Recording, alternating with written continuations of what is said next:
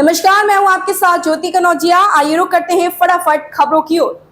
FIFA ने Israel को अंतर्राष्ट्रीय फुटबॉल से प्रतिबंधित करने के फिलिस्तीन के प्रस्ताव पर फैसला टाल दिया है, जिससे Israel football team Paris Olympic में खेल सकेगी। ओलंपिक फुटबॉल पुरुष फाइनल 9 अगस्त को है। 2 महीने पहले फिलिस्तीन के प्रस्ताव पर निष्पक्ष कानूनी आकलन की घोषणा के बाद फीफा को बैठक में शनिवार को इस पर फैसला लेना था। यह फैसला ओलंपिक की फुटबॉल स्पर्धा शुरू होने से 4 दिन पहले आता, जिसमें इसराइल को जापान, माली और पाराग्वे के साथ एक ग्रुप में रखा गया है।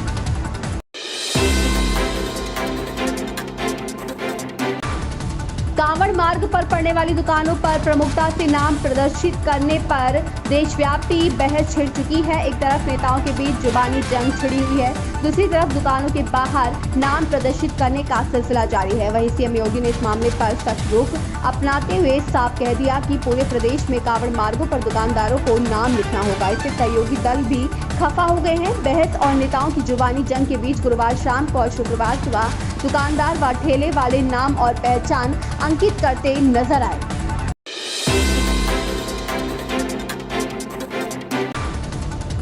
साल 1975 को वैसे तो हिंदी सिनेमा में अमिताभ बच्चन के साल के ही तौर पर याद किया जाता है, क्योंकि उस साल उनकी 2 फिल्में शोले और दीवार सबसे ज़्यादा कमाई करने वाली टॉप 5 फिल्मों में शामिल रही। लेकिन उसी साल रिलीज हुई फिल्म जय संतोषी मां ने फिल्म पंडितों के सारे समीकरण ही बदल दिए।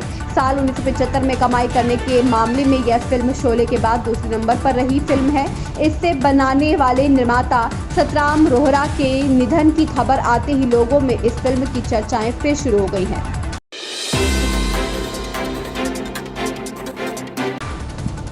पिछले साल दक्षिण अफ्रीकी दौरे से वापस आना और फिर घरेलू टूर्नामेंट से बाहर होना ईशान किशन के लिए अच्छा नहीं रहा है। एक बार फिर श्रीलंका दौरे पर सीमित ओवरों की सीरीज के लिए उनकी अनदेखी की गई है। ईशान के साथ एक और खिलाड़ी श्रेयस अय्यर को भी घरेलू टूर्नामेंट को तवज्जो नहीं देने पर भारी कीमत चुकानी पड़ी थी। हालांकि इसके बाद श्रेयस ने मुंबई के लिए रणजी सेमीफाइनल और फाइनल खेला और वह फिर से बीसीसीआई के राडर पर आ गए। श्रेयस को श्रीलंका के खिलाफ सीरीज के लिए वनडे टीम में तो चुना गया, लेकिन ईशान किसी भी टीम में जगह नहीं बना पाई।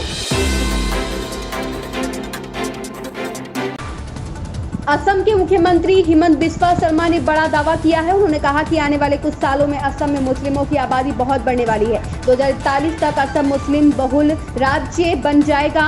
एक पत्रकार वार्ता को संबोधित करते हुए मुख्यमंत्री हिमंत बिस्वा शर्मा ने सांख्यिकीय नमूने पेश किए। उन्होंने दावा किया कि राज्य में पुलिस आबादी हर 10 साल में लगभग 30% बढ़ रही है। इस हिसाब से असम में मुस्लिम 2041 तक बहुसंख्यक बन जाएंगे।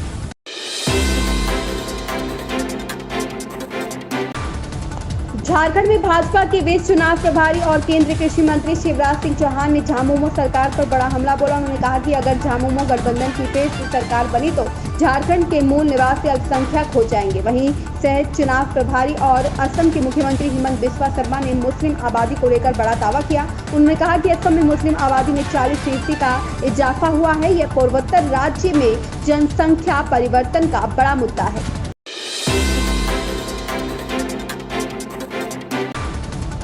दिल्ली सरकार में मंत्री आतिशी ने कहा कि केंद्र सरकार का बजट देश के अलग अलग हिस्सों में से जो लोग टैक्स देते हैं उसका समावेश है।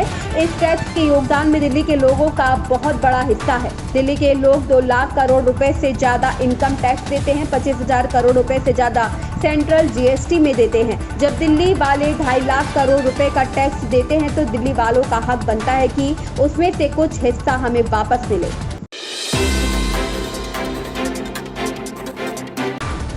दिल्ली एनसीआर में मौसम का मिजाज एक बार फिर बदला है। कई इलाकों में हुई बारिश से मौसम सुहावना हो गया है। मौसम विभाग ने गुरुवार को बारिश का येलो अलर्ट जारी किया था। इससे पहले बुधवार को भी दिल्ली एनसीआर के कई इलाकों में बारिश हुई थी, जिसके बाद उमस बढ़ गई थी।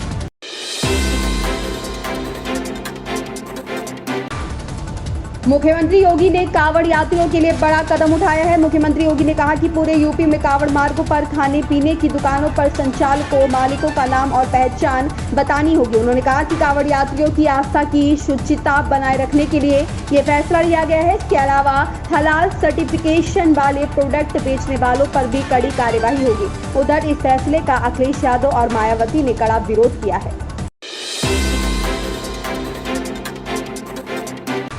मुख्यमंत्री नीतीश कुमार के नेतृत्व वाली बिहार की राष्ट्रीय जनतांत्रिक गठबंधन सरकार लोकसभा चुनाव 2024 का परिणाम आने के बाद अब बिहार विधानसभा चुनाव 2025 की तैयारी में जुट गई है।